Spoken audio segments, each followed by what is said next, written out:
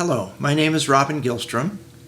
I have been into model railroading for over 30 years, and I'm also a member of the South Bay Historical Railroad Society at the Santa Clara train depot. One of the things that I get out of model railroading is that I like to build unique and interesting loads. I also like doing scenery, of which if you come down to the depot you can see some of the work that I've done, and others of course.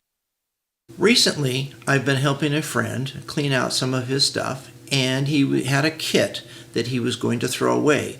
I looked at it and says, that has potential for something that I like to do. So this was a partially built kit that this friend was getting rid of, and I thought it was unique in that I already have a military train made up of microtrains, troop sleeper cars, and flat cars with tanks and trucks and jeeps on it. And I thought this might be something that would be nice to add to that train. So I did some research on the internet about this, and during the war, at least 2 of them were captured by the Allies, and one exists in a museum in France, and one exists on the East Coast at an Army military base. When it fired, the recoil from the gun could easily bend the rail or move it on down the track. And the other problem with it was you had to have a set of curved track, otherwise you couldn't aim it. You could angle it up to shoot, but you could not aim it right to left. So you had to be on curved track. So with that in mind, I took the kit home and decided to see what I could do to make it work for N Scale and make it be able to be run as opposed to a static display, which is the kit was originally designed for. Notice that it's 1:144 as opposed to 1:160, which means it's a little bit large for N Scale, but it looks pretty good and pretty close. So I don't know that anybody would really notice the difference.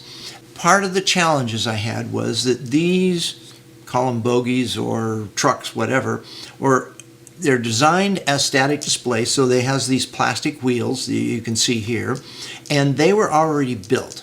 So I had to modify them and figure out what I could do to put real N-scale type wheels on it. So I had to basically cut these wheel assemblies off, and because this undercarriage part was already glued on, the side frames for the fake trucks on the sides of each of these I had to cut off, and then build up some plastic on the bottoms so that I could mount microtrain trucks and have them actually work. So this was the biggest challenge, partly because it was already partially built, but also because I had to figure out a way to make microtrain wheel sets work with it.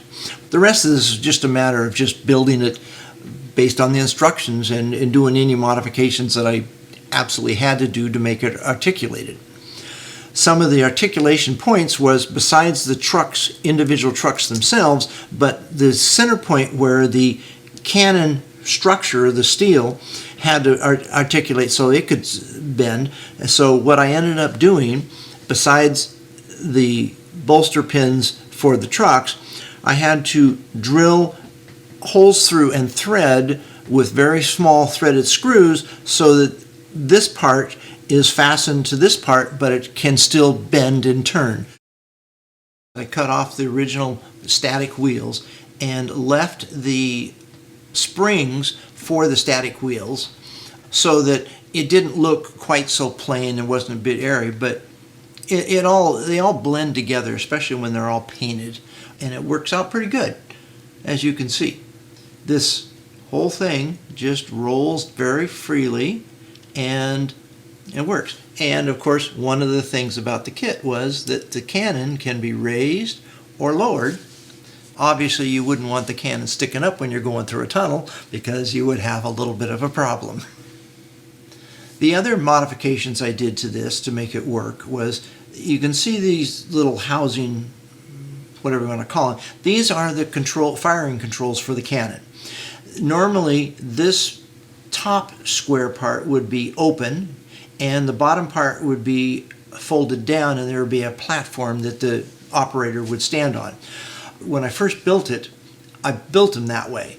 but I realized that that would be catching on things as it's going around the track. So I cut them off and just folded them up, which I believe that's the way they worked on the real thing. The only other modification I did to the kit as a whole was this platform normally had square edges so that it wouldn't rotate. I filed it down with files and a little bit of sandpaper and just to round it out so it would make the corners and go around. The next thing after I built it, I needed to test it and make sure it was going to work. So I put it on my home layout, which as you can see here is 16-inch radius N scale track, and it ran around just great. There was no hitches at all, so I'm very pleased with how it turned out. And as you see, I've got it on the track here, and it goes around very nicely on the track. So after I've tested it here and it worked well, I knew it was going to work down at the SBHRS at the Santa Clara Depot. So I took it down there, and we are open to the public Tuesday evenings and Saturdays, and I wanted to show it off. And I know most people like to see military trains. I don't know exactly why it's so fascinating, but particularly the kids like it. So I took it down there and we ran it around, and it just performed beautifully. There is the same radius or larger radius, so I knew there would be no problem.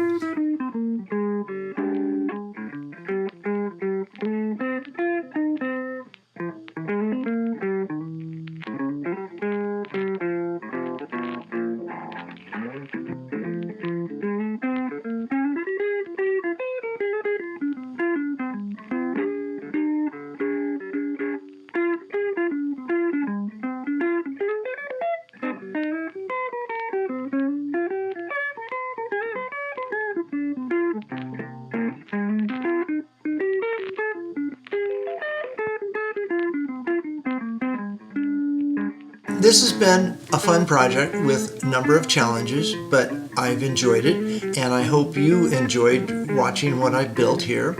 And I hope what you've just seen will inspire some of your projects that you want to do. So, thanks for watching.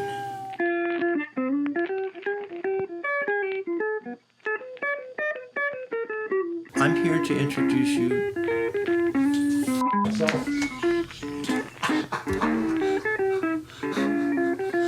Okay.